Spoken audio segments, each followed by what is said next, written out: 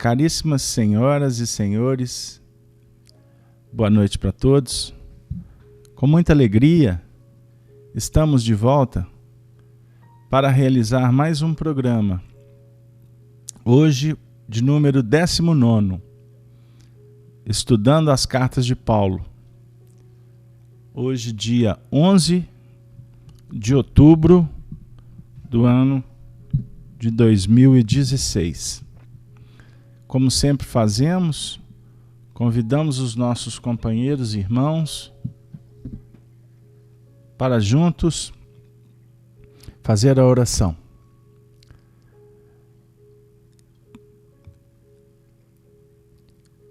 Senhor da vida, Pai de infinito amor e bondade, com muita alegria, Senhor, mais uma vez nos encontramos para estudar as leis da vida.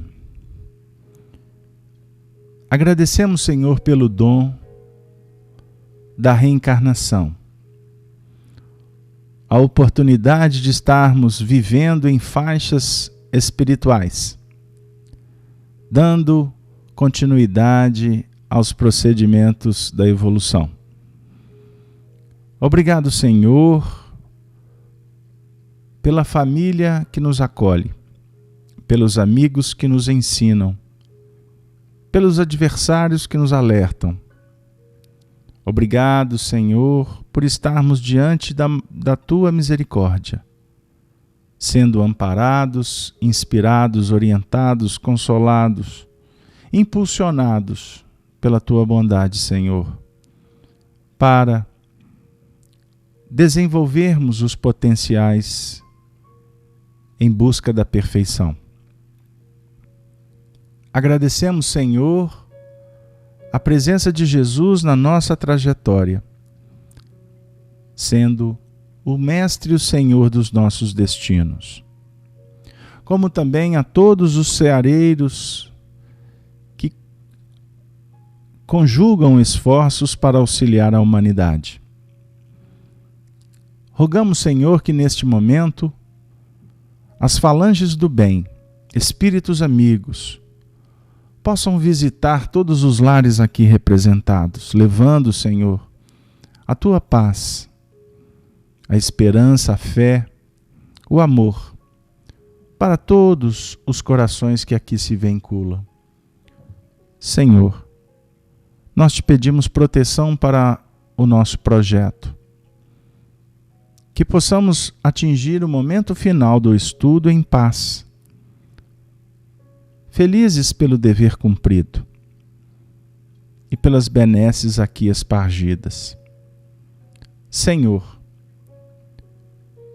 que os espíritos que coordenam o nosso sistema possam nesse momento, portanto, respaldar essa corrente do bem. Que a Tua mensagem possa ecoar nos corações que se encontram expectantes da Tua excelsitude. E assim, nós te pedimos, Senhor, a autorização para iniciarmos mais um estudo em torno das cartas de Paulo, à luz da doutrina codificada por Allan Kardec. Sê conosco, Senhor, hoje, agora e por todo sempre. Que assim seja, graças a Deus. Nesse momento, nós, humildemente, damos as boas-vindas para todos que se encontram sintonizados na transmissão, os nossos amigos internautas. Nesse momento, vamos, portanto, iniciar o estudo em torno das cartas de Paulo. Programa esse que hoje completa o número 19. Repetindo, dia 11 de outubro do ano de 2016. Para nós é um motivo realmente de muita alegria. Então, eu aproveito para dar as boas-vindas também para os nossos amigos que acompanham a transmissão através do YouTube, que nesse momento, inclusive, quando logados com suas contas no Google, contas gratuitas, podem inclusive participar do chat, endereçando perguntas ou comentários dentro do tema e de uma forma extremamente fraterna e respeitosa. O nosso espaço é democrático, amigo, aonde procuramos vivenciar o cristianismo.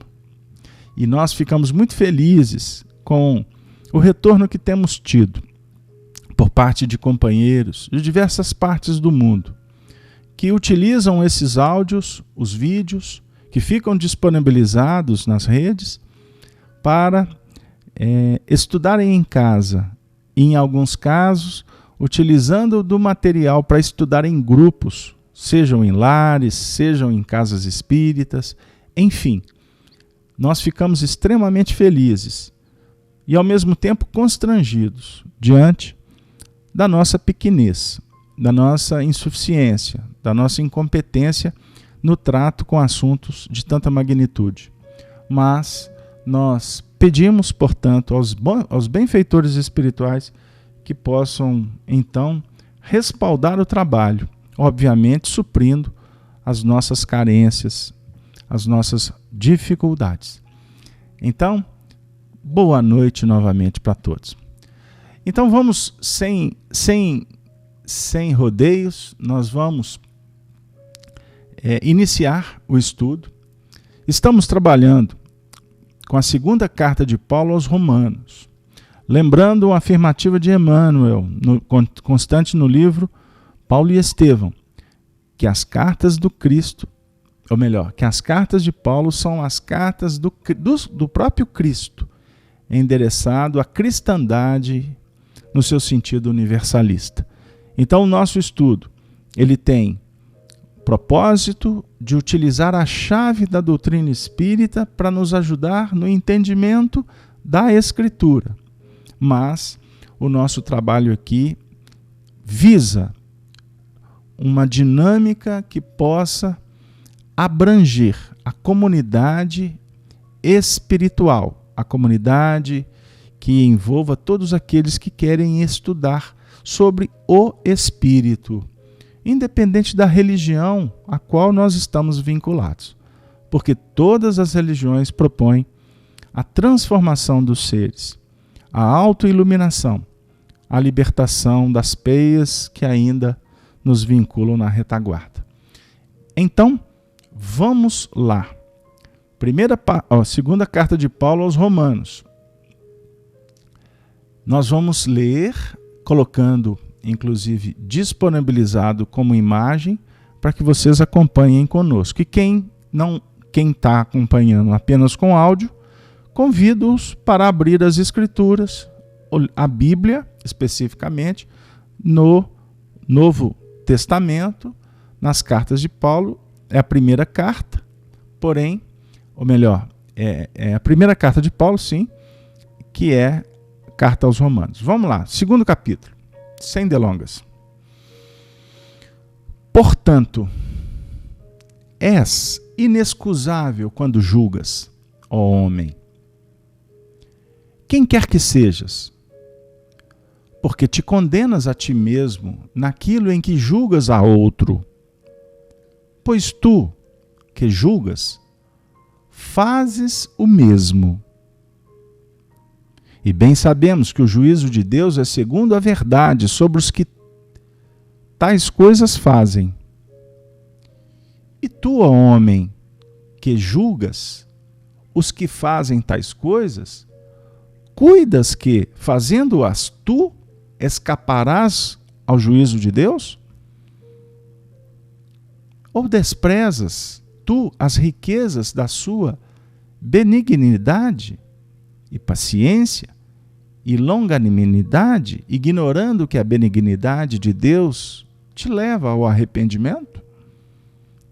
Mas, segundo a tua dureza e o teu coração impenitente, entesoura ira para ti.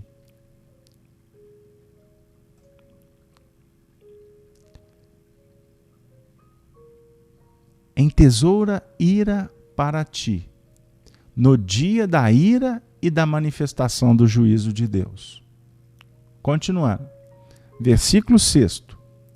O qual recompensará cada um segundo as suas obras.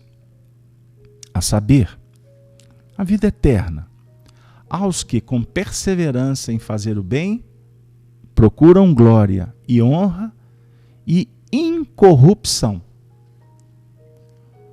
Mas a indignação e a ira aos que são contenciosos e desobedientes à verdade e obedientes à iniquidade.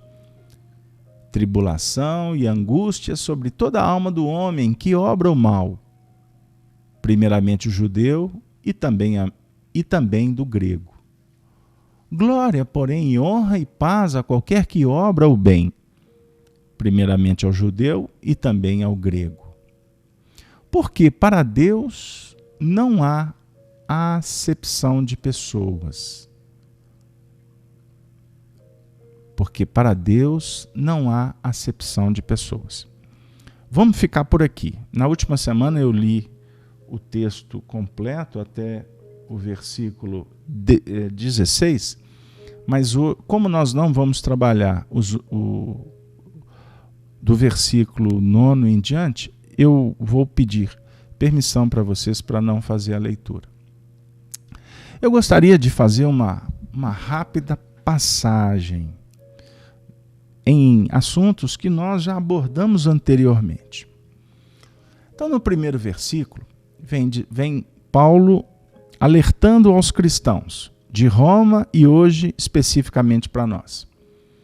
Portanto, és inexcusável quando julgas, ó homem, quem quer que sejas, porque te condenas a ti mesmo naquilo em que julgas ao outro, pois tu que julgas faze o mesmo. Essa alertiva é de muita importância para todos nós. Porque nós não temos autoridade para julgar o comportamento do outro. Nós não temos condições de penetrar na intimidade do coração do semelhante para ajuizar o que efetivamente proporcionou, impulsionou o comportamento. Uma coisa é você analisar, para que você possa tirar conclusões. No que remonta a necessidade de aprender com aquele fenômeno, com aquele fato, de sorte a não obrar quando aquelas expressões incomodam a intimidade do observador. Quando julgamos no sentido de definir culpas, nós estamos inadvertidamente entrando em painéis que não temos autoridade. Então Paulo diz assim: e bem sabemos que o juízo de Deus é segundo a verdade sobre os que tais coisas fazem. Na última semana nós trabalhamos um texto muito interessante do livro A Gênese de Allan Kardec. Um texto intitulado A Visão de Deus, que nos auxiliou a refletir quanto à verificação da lei, da presença de Deus em todos os sentidos da vida. Ele é o Criador. Nos seus atributos ele é eterno, ele é imutável, ele é imaterial, ele é onipotente, soberanamente justo e bom. Portanto, a providência divina zela pela criação em todos os reinos, no mineral, no vegetal, no animal, no hominal.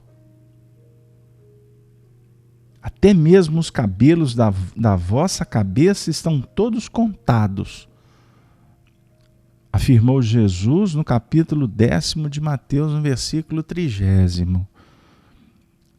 Se até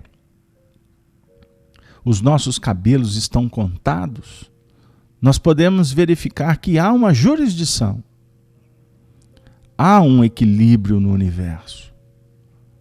há leis que regem, que determinam.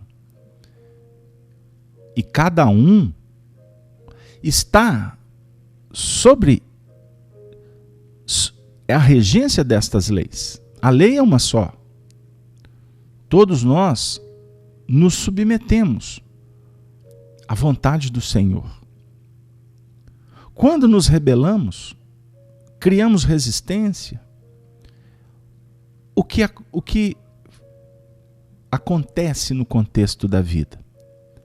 A própria lei reage, no seu sentido de promover para nós respostas diante das nossas escolhas.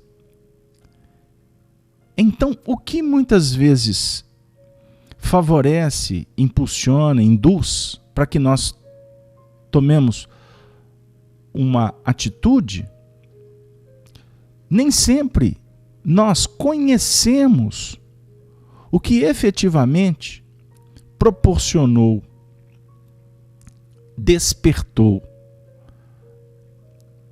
na nossa intimidade os valores que muitas vezes a gente administra ou em alguns casos não conseguimos nem conduzir, porque brota como paixões. Mecanismos que caracterizam hábitos que foram incrustados no nosso psiquismo em outros procedimentos que não conhecemos, ou seja, em outras vidas. Então Paulo diz assim: cuidado, e tu, ó homem, que julgas os que fazem tais coisas, cuidas que fazendo-as tu escaparás ao juízo de Deus? Ou seja, diante da percepção das leis, do entendimento da vida, a lei se manifesta. E se ela traz para nós as dificuldades, porque nós optamos pelo descaminho, o mesmo acontece com o semelhante. Então o convite para o cristão, e esta carta é endereçada para o cristianismo de todos os tempos, é que aprendamos a cuidar da nossa administração, procurando abrir o coração para perceber a riqueza da vida, a benignidade de Deus, a paciência do Senhor, as expressões da longanimidade que definem a misericórdia, aguardando-nos no sentido de nos ajustarmos no próprio processo do aprendizado, sem constrangimento, sem imputação de segregação, sem punições que possam nos trazer dores maiores do que as nossas escolhas muitas vezes garantem no próprio processo do despertamento. Então, o Paulo está dizendo, se o Senhor opera com misericórdia, devemos atuar dentro das próprias respostas da vida para conosco, refletindo a misericórdia para com aqueles que estão conosco. Segundo a tua dureza e o teu coração impenitente, entesoura ira para ti no dia da ira e da manifestação do juízo de Deus. O que caracteriza a ira de Deus? Deus, nas suas manifestações magnânimas, nós podemos conceber Ele irado, Ele desequilibrado, Ele justiceiro? Não. Ele é a bondade suprema. Então Deus não manifesta a ira A ira que Paulo se refere, que está bastante abordada no Antigo Testamento, caracteriza a resposta das leis da natureza, que recompensa a cada um segundo as suas obras. É o versículo 6. A ira de Deus, a justiça divina, recompensará cada um segundo suas obras. E ao refletir em torno desse versículo, nós encontramos um texto de Emmanuel comentando exatamente esse versículo 6, o qual recompensará cada um segundo as suas obras. Está no livro Palavras de Vida Eterna, da editora GEM, lição 101, intitulada De Acordo, que eu peço a permissão para vocês para ler. A interpretação emanuelina, através das bênçãos da mediunidade apostólica de Francisco Cândido Xavier. O texto diz assim: a vida, exprimindo os desígnios do Criador, assumirá para contigo atitudes adequadas às atitudes que assumes para com ela. Honra aos títulos que procuras honrar. Tratamento correto à conduta correta. Dignidade ao que dignificas. Experiência na pauta de tua escolha. Instrução no nível em que te colocas. Confiança no grau de tua fé. Distinção naquilo em que te distingues. Respeito em tudo o que te faças respeitável. Versão disso ou daquilo, conforme os teus desejos. Clareza ao que alimpes. Isso significa, igualmente, que seja qual for a posição em que te situes, tens a resposta da vida na vida que procuras. É assim que a dor ou alegria, paz ou inquietação, merecimento ou desvalia, sombra ou luz em nosso caminho, será sempre salário moral, de acordo com as nossas próprias obras. Extraordinária lição. Explica de uma forma objetiva o que Jesus propõe e o que Paulo traz de volta para a nossa reflexão. A vida devolvendo o que a ela ofertamos. Emmanuel tem um pensamento belíssimo, que diz assim: somos senhores do destino.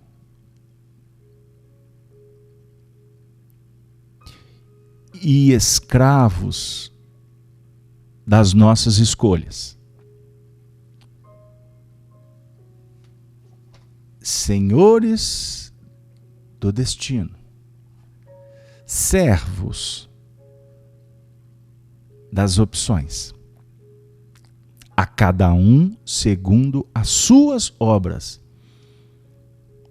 Não indica a cada um segundo as obras do outro, a obra do pai, a obra da mãe, a obra do avô. E me vem aqui um texto do Antigo Testamento que se refere até a terceira, quarta geração responde pelos desvios. E aí a gente aproveita para esclarecer. Terceira, quarta geração, não no sentido da geração biológica,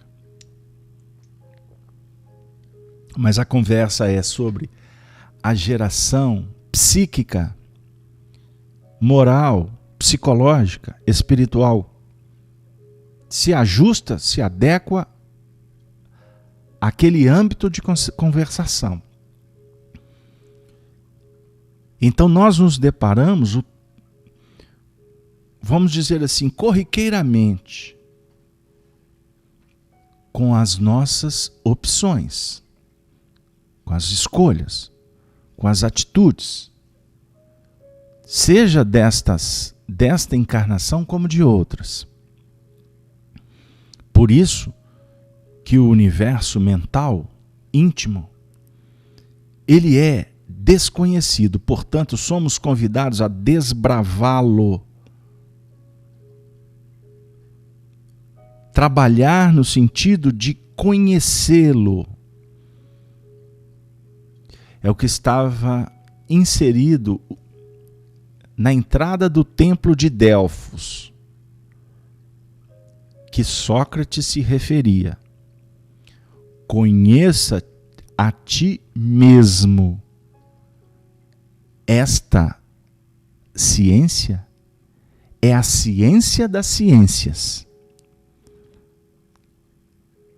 Tanto é verdade que o nosso Senhor Jesus Cristo faz uma alusão ao que Sócrates afirmara, quando ele mesmo disse: um sábio da antiguidade vos alertou, conheça-te a ti mesmo. Então, conhecer a nós mesmos é uma indicativa no sentido de verificar os impulsos, as tendências, o caráter, a índole que nós trazemos, que nós fomentamos, que nós alimentamos. Isso é importante. Por quê? Nossa evolução, atualmente, ainda se caracteriza por uma grande dificuldade em lidar com os impactos da ira de Deus. O que vem de fora, o que nos constrange, as forças concêntricas que apontam que devemos observar novamente o caminho que nos foi traçado a seguir. O caminho da iluminação espiritual. O nosso vínculo com Deus. Que durante muito tempo escolhemos as vias religiosas para nos auxiliar no processo. E hoje nós vamos descobrindo que este caminho precisa ser compreendido e construído por nós mesmos. Porque conhecendo a si mesmo, a partir do entendimento das leis divinas, ao invés de ficarmos sofrendo sobre o impacto do efeito da escolha, nós passaremos a agir de sorte a capacitar, qualificar a ação no nascedouro,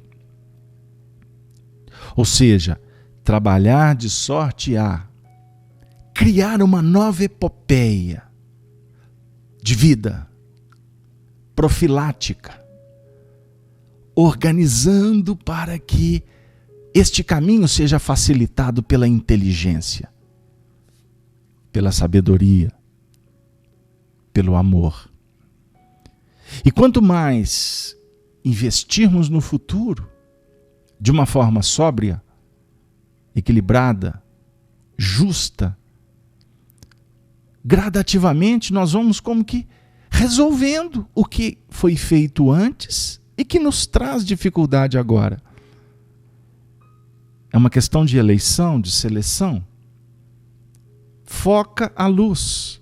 A treva, que precisa de ser trabalhada, gerenciada, que nos impacta agora, gradativamente vai sendo resolvida pela iluminação, pela capacidade de reflexão da luz que dimana do alto, do perfeito, do divino, do belo, do maravilhoso, do poético, do artístico. Pegaram lá? Então como é que a gente está trabalhando hoje? A vida está muito difícil.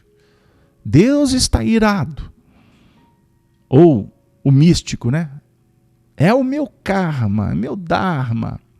O outro está assim, eu estou pagando conta lá do passado. Ai, meu Deus.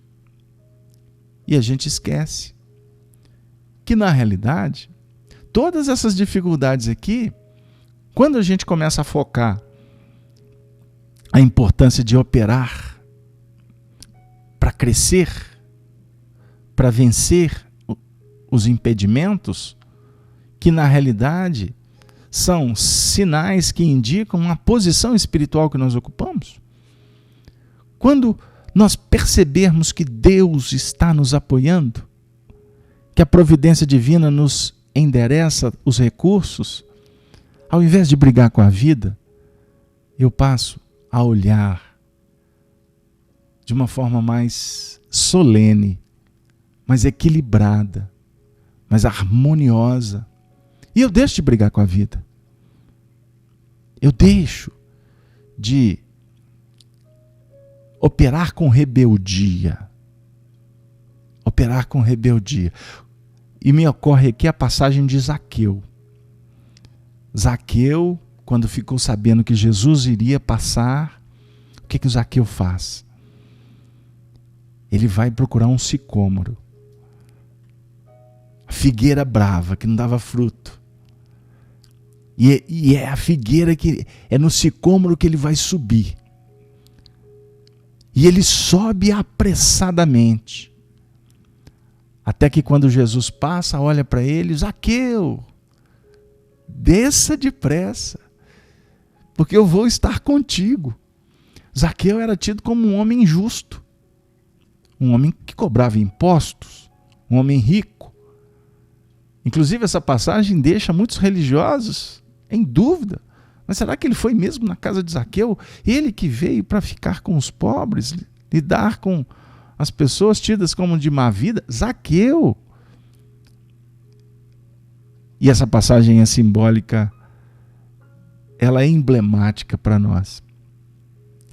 Porque enquanto Zaqueu percebe a importância de criar uma sintonia com Cristo, ele se desperta e procura então valorizar o que ele tinha às mãos. Era o sicômoro. Figueira brava. E ele vai e sobe nela. Sobe depressa. Ele utiliza o recurso para se elevar. E nós queremos bater de frente com o recurso. O sicômoro, meu amigo, é a sua mãe. O sicômoro é seu pai. O sicômoro é sua esposa. É o seu filho. É o seu adversário. É o seu amigo. Agora vamos despessoalizar. O sicômoro é a sua impaciência. O sicômoro é a luxúria. O sicômoro são as tendências complicadas. O egoísmo, o orgulho, a vaidade. O que significa isso? Você vai brigar com a doença? Não. Você tem que resolvê-la. Você tem que administrar. O impulso precisa de gerência. Precisamos de cuidar com muito carinho. Então não é remover o sicômoro. Porque se você tirar o empecilho, a barreira, como que você vai verificar os seus limites? Como nós poderemos entender que devemos sobrepor esses limites? Eu preciso de treinar como um atleta para vencer o tempo, o limite, a distância, a velocidade.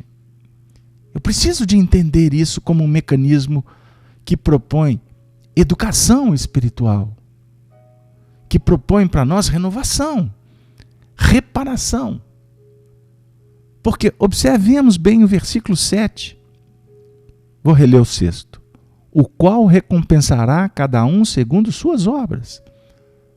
A saber, a vida eterna aos que, com perseverança em fazer o bem, procuram a glória e honra e incorrupção. Isso é extraordinário. Perseverança. Como nós podemos pensar em vitória sem perseverar até o fim? A equação é essa, dita por Jesus. Aquele que perseverar até o fim será salvo. Vocês já pararam para refletir quanto tempo que o Zaqueu ficou em cima do sicômoro? O texto não afirma. A definir que não basta subir no sicômoro, tem que aprender a se equilibrar nele. Nós temos que aprender a gerenciar, administrar o fenômeno da vida, tomar gosto por ela, para improvisar, para se encantar com os desafios que a vida suscita para todos nós. Então, honrar, conduta digna, confiança, distinção, respeito, nobreza, clareza, incorrupção é o texto. É a palavra de ordem. Estar sendo fiel às leis divinas, a lei de Deus. E aí, uma nova surpresa. Hoje, mexendo nos alfarrábios, porque estamos trabalhando num livro que está para chegar aí para vocês. E está mexendo bastante com a gente, está ficando empolgante. E aí a gente mexe nos alfarrábios. E mexendo nos documentos, em coisas antigas aqui, nos deparamos com um livro que eu tenho muito carinho. Eu sou muito grato por esse livro ter chegado para todos nós espíritas, através de uma figura extraordinária, de um grande vulto do espiritismo que viveu aqui no século XX. Me refiro ao professor Rubens Costa Romanelli, contemporâneo de Chico Xavier, membro da União Espírita Mineira, reitor na Universidade Federal de Minas Gerais. No dizer de Arnaldo Rocha, eu não tive a oportunidade de conhecê-lo, mas um gentleman, um espírito de uma nobreza espiritual extraordinária. Rubens Costa Romanelli, portanto, publicou o livro intitulado O Primado do Espírito, que eu reputo que tem uma das mensagens mais belas do movimento espírita, que é intitulado Quando. Um dia eu trago ela de volta aqui para vocês. Mas hoje nós separamos um texto que tem a ver com esse nosso contexto, falando sobre as leis, a lei divina. sobre a questão de honrar as leis, de honrar a vida. Dentro desse contexto da presença de Deus, da misericórdia do Senhor, que está nos chancelando a caminho da vitória. Mas para entendermos um pouco mais esse processo de elaboração mental e de aplicação no dia a dia, nós reservamos um texto, então, da obra citada, que é intitulado A Lei da Ordem. A Lei da Ordem. Então, por favor, eu conto com a paciência de vocês. Não é minha característica ficar lendo tanto, mas hoje nós vamos ceder para quem tem autoridade. Entende-se por lei a relação constante e, portanto, necessária que deriva da natureza das coisas. Sinteticamente, pode ser definida como a constância na variedade. Interessa-nos aqui não a lei particular, de validez limitada, mas a lei geral, de amplitude cósmica, vigente em todos os planos em que se manifeste o ser. Em rigor, só existe uma lei. Princípio soberano e inviolável, infinito e eterno, que resume e compreende todos os outros princípios. Essa lei é Deus. E sua característica dominante é a ordem. A divindade, com efeito, não deve ser concebida antropomorficamente, como princípio legislador,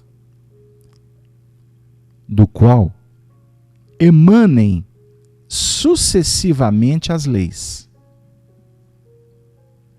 mas como a lei mesma, ativa e operante, coexistente com o universo e imanente nele. A ordem é a lei que regula o funcionamento harmônico do universo e se traduz por toda parte como equilíbrio e coordenação de forças. Seu império não conhece fronteiras. Disso tivera intuição o espírito filosófico dos gregos, quando deram ao universo o nome de cosmos, com K. Vocábulo cuja acepção primeira é ordem. A ordem não é lei rígida, mas flexível, dentro de cujo ilimitado âmbito se contém possibilidades para uma relativa desordem, que ela, todavia, condiciona aos seus objetivos supremos. A desordem não implica, pois, absoluta violação da lei, e, como tal, não tem repercussões na ordem universal. mas tão somente nos domínios do particular.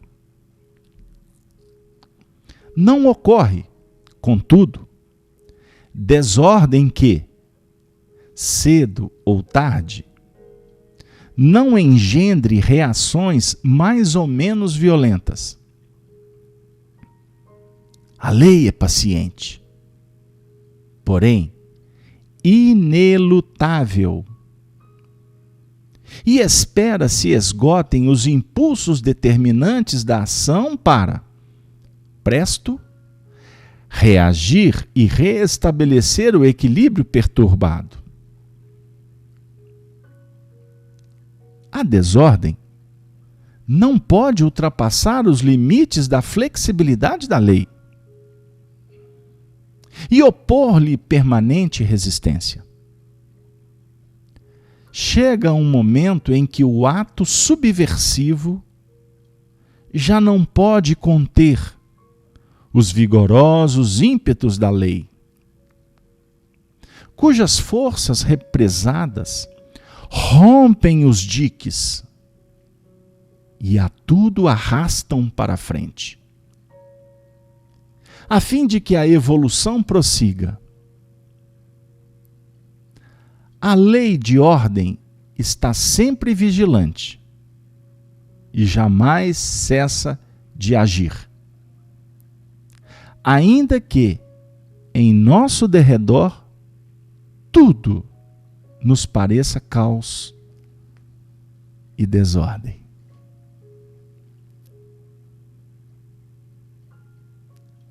Cabe comentário? O texto é claro, sintético, objetivo e deixa para nós reflexões de profundidade, abrangente. Ou seja, nós poderíamos verificar a bondade de Deus. A lei equilibra, regula, ordena o cosmos. O cosmos é ordem.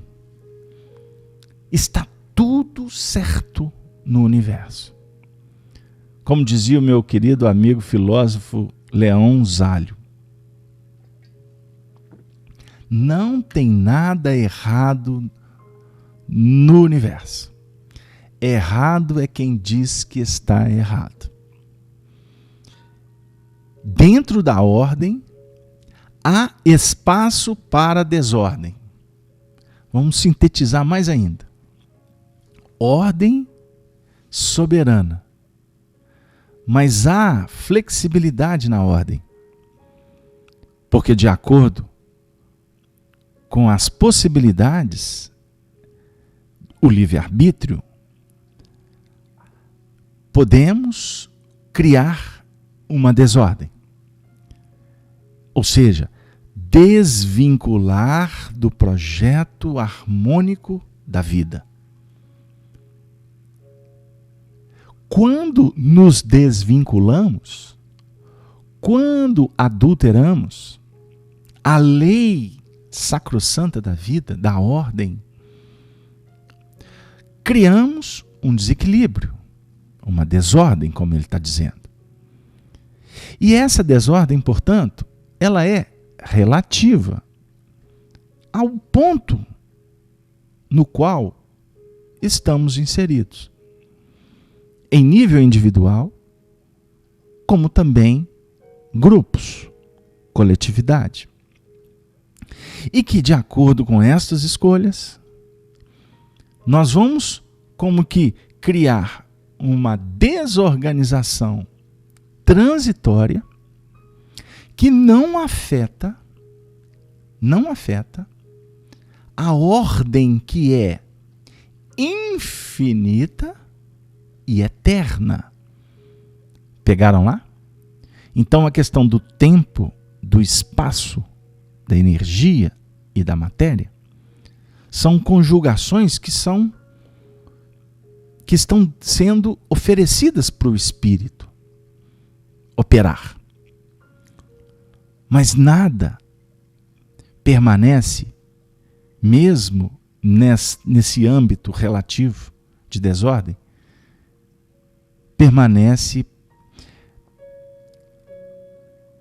sem uma intervenção da ordem superior. Aí nós, doutrinariamente, podemos dizer, existe o determinismo divino. O fatalismo, na realidade, no Livro dos Espíritos nós vamos encontrar a resposta que fala que fatal só é a morte. Mas nós podemos aqui refletir que fatal é a evolução. Essa lei universal é inderrogável. Ela é inquestionável. Afastar-se, resistir, ficar indiferente ao progresso, é como se estivéssemos criando uma desordem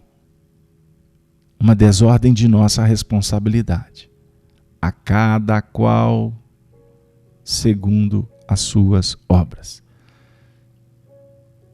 A ordem divina, então, dentro das próprias expansões energéticas, psíquicas, no fluxo natural da vida celestial, automaticamente ela vai enviar soluções de continuidade. Não pode haver interrupção. Então a vida vai manifestar-se para que a desordem retorne ao seu ponto de ordem nos mecanismos da própria vida. E não como uma resposta da ira de Deus, no seu sentido de que haja punição para a desordem. Mas no seu sentido de que a manifestação da lei, para alguns filósofos, ela se faz de uma forma orgânica. A lei do universo é orgânica, organicista. Ela não é destituída de vida, porque a lei expressa o psiquismo soberano. A gente traz para o nosso ambiente orgânico e vamos verificar que toda disfunção haverá uma manifestação superior para que haja o ajuste necessário. E até que tudo se regule, há as manifestações da aflição, da dor, das dificuldades. Não é mesmo? E aí, já que a gente está passeando nas pesquisas, estávamos aqui também refletindo no livro Gênesis, de Allan Kardec, num tópico que trata, é o capítulo 3º, a origem do bem e do mal. Só um minutinho que nós vamos chegar lá. No item 6, observemos, no que remonta aos males. Os males mais numerosos que encontramos são os que o homem cria pelos seus vícios, os que provêm do seu orgulho, do seu egoísmo, da sua ambição, da sua cupidez, de seus excessos em tudo. Aí a causa das guerras e das calamidades que estas acarretam, das dissensões, das injustiças, da opressão do fraco pelo forte, da maior parte, afinal, das enfermidades. Kardec continua dizendo: Deus promulgou leis plenas de sabedoria, tendo por único objetivo o bem. Em si mesmo encontra o homem tudo o que lhe é necessário para cumpri-las. A consciência lhe traça a rota. A lei divina lhe está gravada no coração. E, ao demais, Deus lhe a lembra constantemente por intermédio de seus messias e profetas, de todos os espíritos encarnados que trazem a missão de o esclarecer, moralizar e melhorar. E nestes últimos tempos, pela multidão dos espíritos desencarnados que se manifestam em toda parte. Se o homem se conformasse rigorosamente com as suas leis divinas, não há duvidar de que se pouparia aos mais agudos males e viveria ditoso na terra. Se assim não procede, é por virtude do seu livre arbítrio. Sofre então as consequências do seu proceder. Esse texto também está contido no Evangelho segundo o Espiritismo, no capítulo 5, números item 4, 5 e 6 e os seguintes. Então os males são reflexos das nossas escolhas. A indignação e a ira aos que são contenciosos e desobedientes à verdade e obedientes à iniquidade, continua Paulo. E Paulo no versículo 9 ainda diz: tribulação e angústia sobre toda a alma do homem que obra o mal, primeiramente o judeu e também do grego. Por que primeiro o judeu? O judeu simboliza o intelecto que já compreendeu a razão e não operacionalizou junto com o sentimento. Porque o sentimento é que dita, é que dá o impulso. A razão é que proporciona o norteamento. O judeu é o que conhece. O grego, nem tanto. O judeu simbolizando a casa das noções superiores. O grego, a filosofia convidada a operar. O judeu, que já tem a concepção, que já tem a história, que já tem os mandamentos. O grego ainda está discutindo, não possui.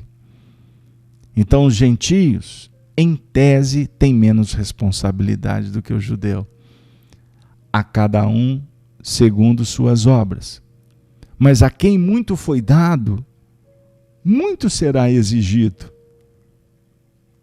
A quem já tem consciência ou já percebeu o alcance de suas responsabilidades, obviamente que o tribunal da consciência vai ditar normas ou vai imputar culpas numa dinâmica muito mais incisiva. E este assunto nós vamos discutir nos próximos versículos. Porque quem não conhece a lei, quando faz a lei. Mas aquele que conhece a lei e transgride a lei, obviamente que o preço é altíssimo. Glória, porém, honra e paz a qualquer que obra o bem. Primeiramente ao judeu e também ao grego, continua Paulo. O processo é o mesmo. Porque para Deus não há acepção de pessoas. Para Deus não há acepção de pessoas. Aí aqui universaliza, independente de ser judeu ou ser grego. Ou seja, Deus, as leis estão sempre dispostas, são impulsionadoras para que cada um de nós possamos nos despertar. Inclusive os males, que em tese, aqui, representam então aquela bandeira que a gente hastia diante da desordem que nós queremos promover, que promovemos antes, efetivamente a vida vai responder para o que está promovendo a desordem, como a vida também vai responder na dinâmica da paternidade divina para aqueles que estão buscando honra e glória, paz. Deus não faz acepção de pessoas. A lei da vida está apontando para todos nós que estão acordados ou que estão ainda adormecidos a necessidade de despertar. E para os primeiros, a importância de qualificar. A voz do pastor não cessa. Vinde a mim todos vós. Vinde a mim sempre. Todos vós que estáis cansados e sobrecarregados, que eu vos aliviarei. Tomai sobre vós o meu jugo e aprendei de mim, que sou brando e humilde de coração. É a bondade do Senhor. Por isso que o nosso tema, especialmente nessa noite, é a divina presença de Deus na nossa vida. Deus não desampara ninguém. Sejam aqueles que conhecem ou aqueles outros que ainda estão debaixo do impacto da dor, suplicantes, carentes. Víamos cenas hoje que nos deixou estarrecidos. As consequências do furacão no Haiti. O país que há alguns anos foi destruído por um terremoto, agora as expressões da natureza como que confirmam uma destruição, um grande flagelo. Aí a gente vê aquelas cenas daquelas crianças sem comida, os seus pais desesperados pedindo ajuda, sem uma condição básica para se manterem, para lutarem pela sobrevida, as doenças espalhando.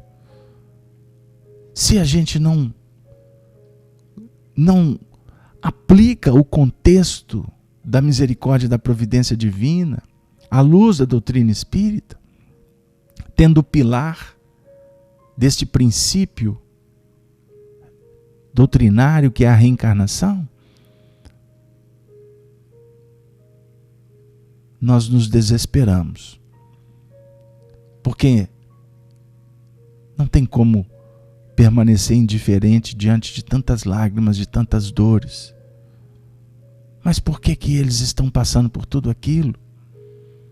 E por que a humanidade, os outros países, estão tendo a oportunidade de ver as cenas pelas transmissões? Por quê? Por que todos nós estamos sendo assolados por tantas dificuldades nesse contexto planetário? Notícias que nos deixam estarrecidos, como estupros de crianças, sequestros, assassinatos, suicídios, enquanto que pessoas que poderiam estar contribuindo por terem responsabilidades com a sociedade estão se vinculando nos planos da corrupção, pensando apenas nelas mesmas. O momento é grave, amigos. Quantas mães estão sofrendo com os filhos que estão em carreata para o autocídio? Pais desesperados diante dos jovens sem comprometimento,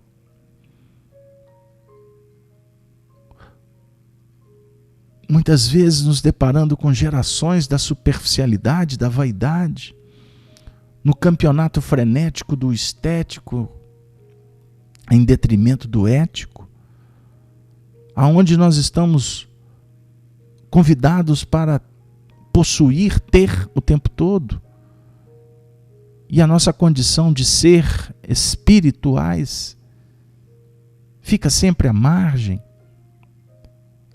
É muita dor, é muito sofrimento no mundo. Então nós estamos aqui porque a nossa alma está vazia, porque a vida perdeu sentido, porque aqueles que eu tinha como amigos abandonaram, porque o dinheiro acabou. Eu estou aqui porque eu decretei uma falência, ou estou vendo pessoas falidas moralmente? Aonde estão os sonhos juvenis? Aonde está o encantamento? Os sonhos de um grande futuro? E hoje nós vivemos uma dicotomia, um paradoxo, porque muitos não conseguem vislumbrar um futuro melhor.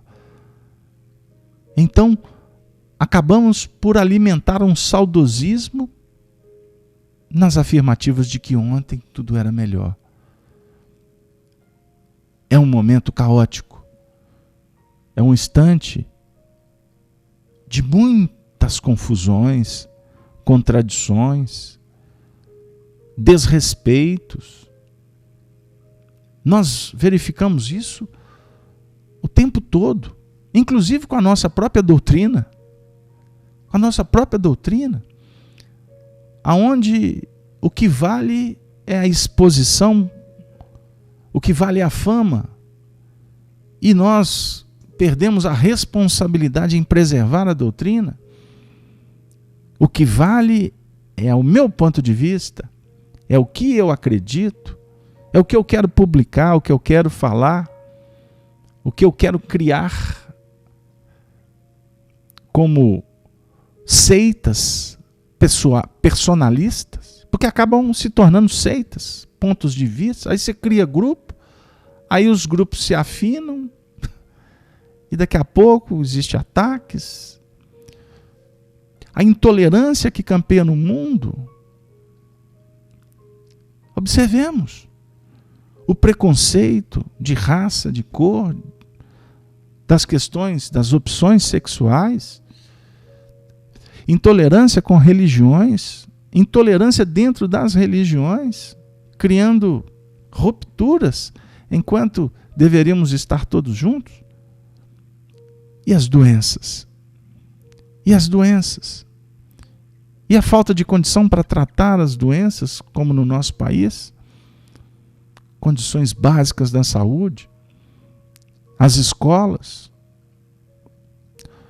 um desrespeito total à ordem, à hierarquia, os nossos sacerdotes, os professores, sendo vilipendiados a cada dia, enquanto no Japão, na Ásia, eles são tidos como os responsáveis pela educação dos imperadores. Sem educadores não há imperadores.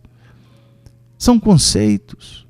Enquanto aqui, nós continuamos muitas vezes a lidar com um sofrimento que assola, e a gente se vê, quanto sociedade, quanto humanidade, sem perspectiva. Aí surge a doutrina espírita, no século XIX, trazendo para nós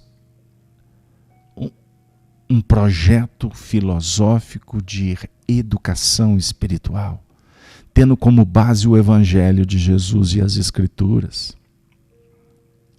dinamizando, desenvolvendo, apresentando a reencarnação, a mediunidade,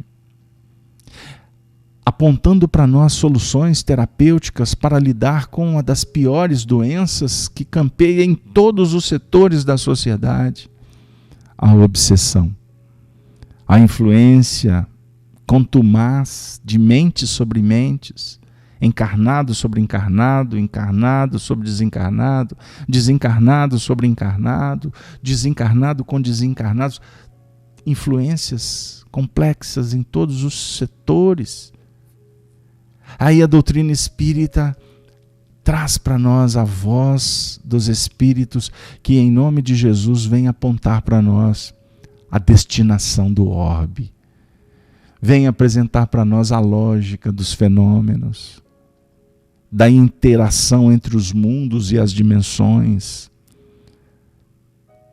definindo a reencarnação como princípios que fundamentam o progresso, a importância da responsabilidade diante do livre-arbítrio, das consequências, das quedas, mas as possibilidades de reparação, da intervenção dos espíritos que do alto, em suas orações, em seus procedimentos cirúrgicos, terapêuticos, auxiliam os homens a caminho da luz, apontando que a destinação de todos os seres imortais é a felicidade, a conquista sobre si mesmo, o aprimoramento de suas habilidades, em constante edificação das virtudes, asas que nos libertam para voos ao incomensurável,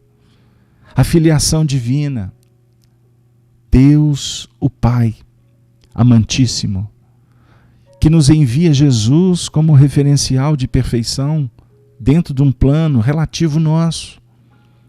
Ele, soberano, conquistador sobre si mesmo, astro-rei, apaga-se, encarna entre nós, tem uma vida simples, coloca em prática tudo que os profetas, os médiuns, os legisladores, os filósofos trouxeram em várias etapas do mundo, mas ele vem entre nós com simplicidade, com nobreza, com respeito. Ele vem entre nós com mansuetude, com caridade, com benevolência, com indulgência, com perdão, com ternura. Ele abraça, ele afaga, ele sorri. Ele mostra a alegria como fundamentação.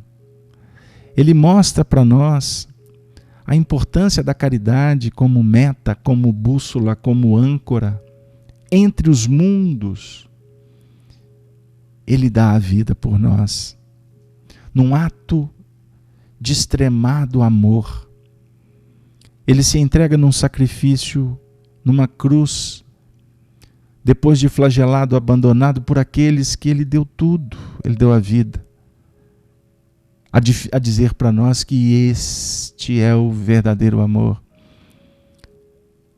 que por mais que sofra, que devemos sofrer, porque é o processo da ascensão, não que devemos procurar a dor, mas a dor nos visita para que nós possamos testemunhar, para que nós possamos confirmar que nós efetivamente queremos chegar no monte. Buscamos a oração, a iluminação, mas o ápice é a crucificação. Para seguir o Senhor dentro do mecanismo interdimensional, interrelacional com as forças superiores, que dimanam das suas expressões amorosas, lúcidas, a refletir a própria luz de Deus, nós devemos segui-lo num passo firme e seguro. Mesmo que a nossa cruz pese, mesmo que soframos, que caiamos, mesmo que nos desesperemos em determinados momentos, que a aflição nos vergaste, mas nós não podemos perder o roteiro, segui-lo, ir até o fim, por um impulso de amor, motivados pela esperança, pela fé em dias melhores que estão a caminho, a visitar a todos nós. Vamos todos, amigos, perceber esse movimento de amor, inclusive juntos, dando cada um de nós as mãos. Vamos criar uma corrente do bem, de fraternidade, em agradecimento a Deus que tudo nos oferece, porque juntos, unidos, por certo seremos feixes de vara que não quebra. Sozinhos somos pontos de vista, somos frágeis, nos desconectamos com facilidade das nossas tarefas, abandonamos a mediunidade, o compromisso em servir, mas juntos, vamos uns alertando outros, vamos uns segurando o outro quando o outro caia, estimulando aquele que está à frente, apoiando, mas alertando para que a ilusão, a fantasia não possa singrar na sua intimidade e a nau se desgoverne. Este é um dos predicados do cristão, procurar conexão com os avatares, com os mentores. No nosso caso, estamos aqui tendo Emmanuel e tantos espíritos a nos facilitar para que a gente possa integralizar com Paulo, com João, com Lucas, com todos os apóstolos do bem, para que a gente consiga perceber a lição com mais clareza, a lição de Jesus, a lição do amor.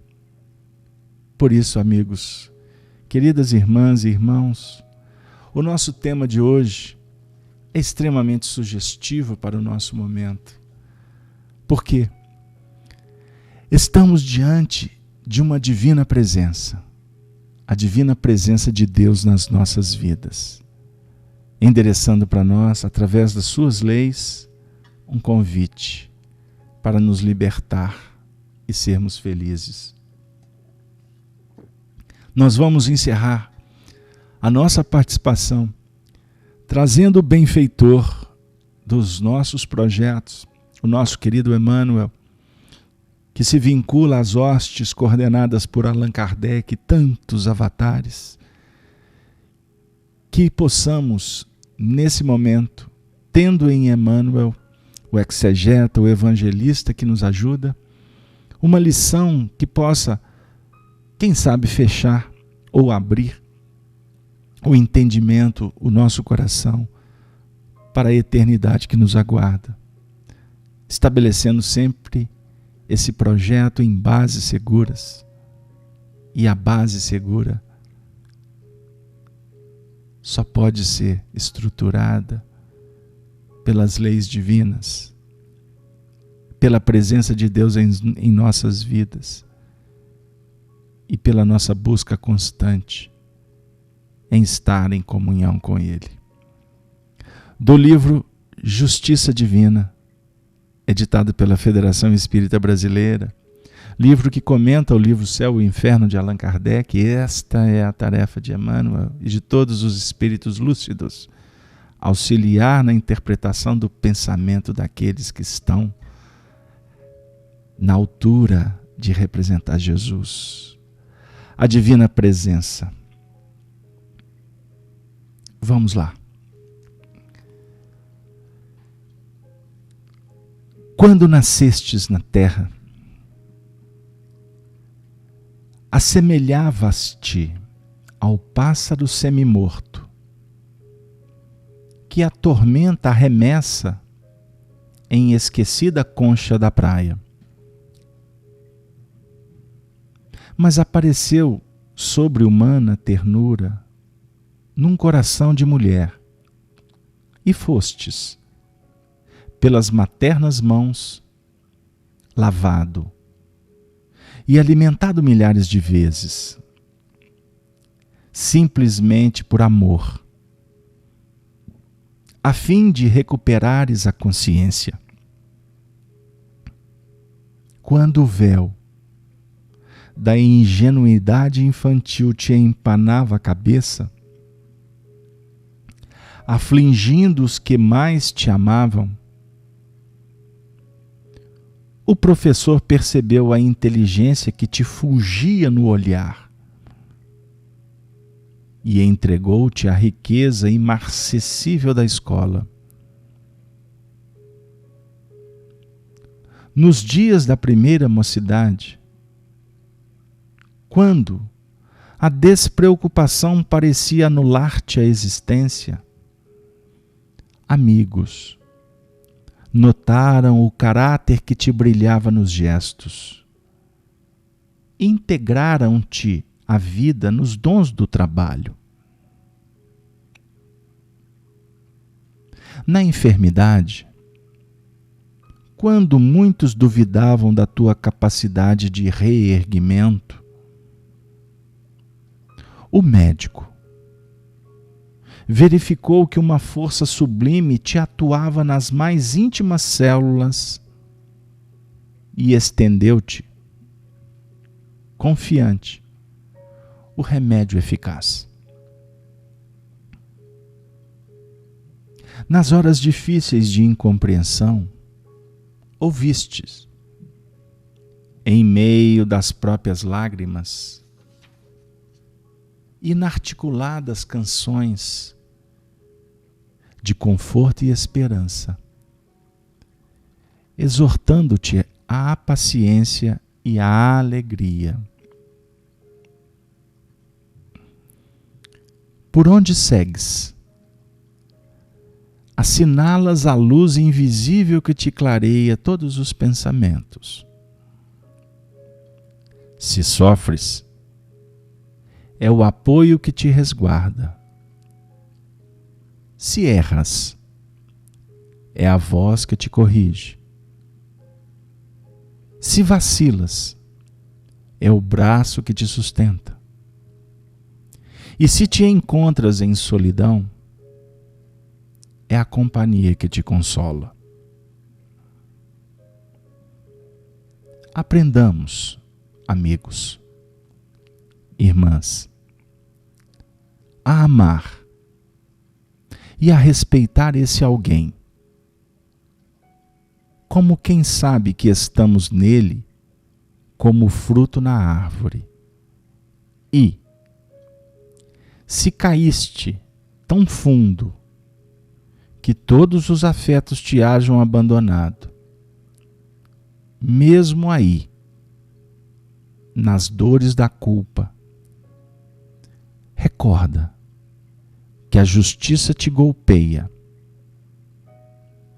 e purifica em direitotura do supremo resgate, porque nunca estivestes distante da presença de Deus. A presença de Deus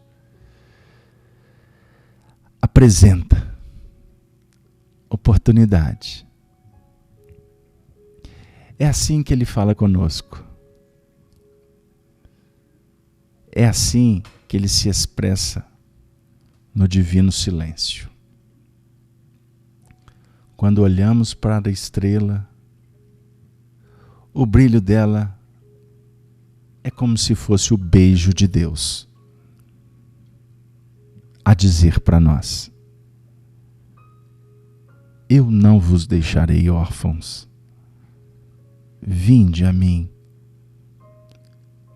Busque a vitória, o amor. No silêncio da vida, operando sempre em nome do bem, porque eu estarei contigo. E mesmo nos instantes que ouvidastes os meus convites, eu estive, eu estou, eu estarei convosco. Tende bom ânimo. Tende bom ânimo. Brilhe a vossa luz. Brilhe para serdes felizes. Que Deus nos inspire, nos abençoe, que a espiritualidade continue promovendo a fraternidade na sua casa, com os teus pares, com os teus familiares. E por onde fordes, leve essa paz para aqueles que precisam da paz do Senhor. Sejamos todos agentes da paz. E que a paz se estabeleça, portanto, em definitivo, nos domínios do próprio coração. Nos despedimos com a saudação dos cristãos dos primeiros tempos. Ave, ave, ave Cristo. Que assim seja. Muito obrigado a todos.